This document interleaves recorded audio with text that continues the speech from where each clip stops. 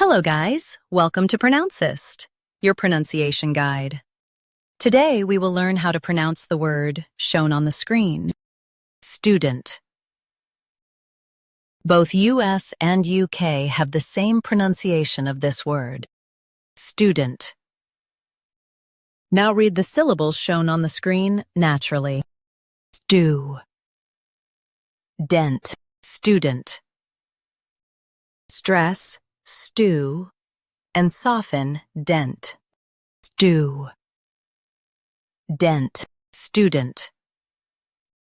Stress, stew, and soften, dent. Stew, dent, student. Stress, stew, and soften, dent. Stew, dent, student. Practice repeatedly and you'll soon be able to say this word perfectly. The best way to practice is to repeat the syllable multiple times. The meaning of the word is person learning in school. Try repeating this word several times to improve your pronunciation.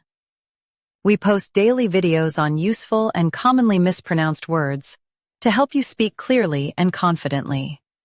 Like this video and subscribe to Pronouncist for more pronunciation guides. Thanks for watching us.